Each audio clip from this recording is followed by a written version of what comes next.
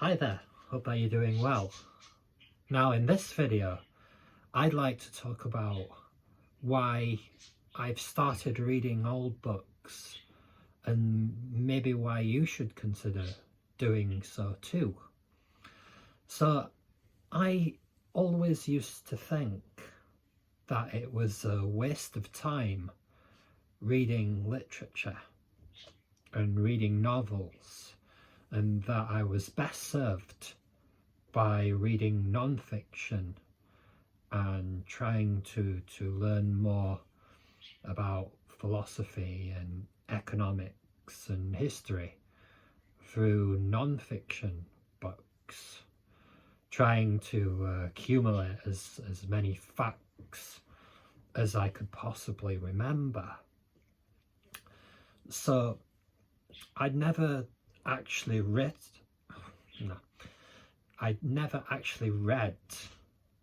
a book by Charles Dickens. I'd never read any of his novels.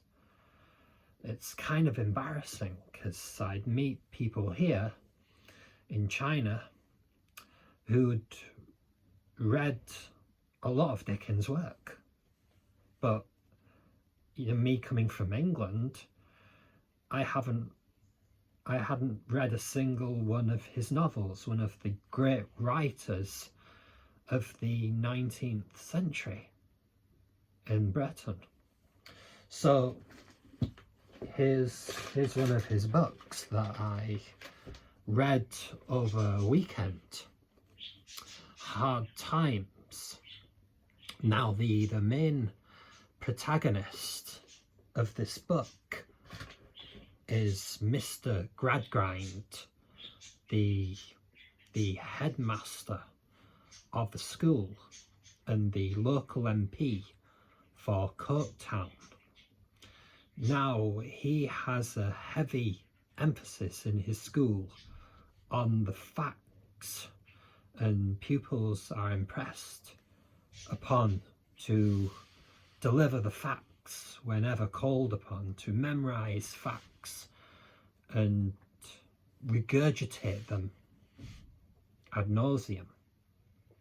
So a new girl joins the school. Now she comes from a father who works in a troupe with horses. He works in the circus.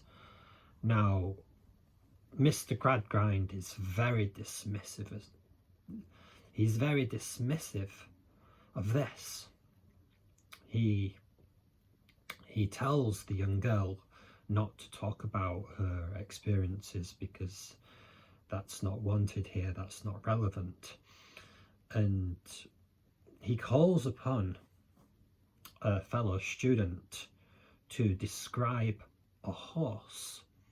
Now the student outlays certain facts about the horse, saying that the horse has so many teeth and so many kind of teeth and is what kind of animal, but without really describing what a horse is.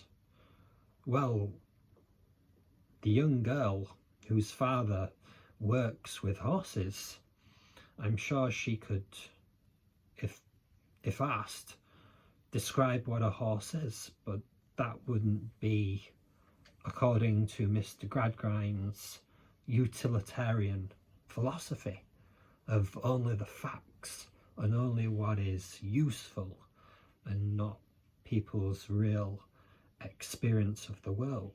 It's a very kind of utilitarian outlook. So it's a very interesting book, a fascinating story. And this is, this is why I think you should read all books, because this was written in 1830, around 1830, and Moby Dick was written in 1851 by the author Herman Melville. Now this book at the time wasn't that successful, Moby Dick, but these days 150, 60, 70 years on, it's ubiquitous. Everybody has heard of this book. Well, nearly everybody has heard of this book and the great epic tale of the whale. But maybe I'll describe that. I'll go into that in another video. Anyway, thanks for watching, and as always, if you have any comments or feedback or suggestions, I'd be very happy to hear them. Have a great day.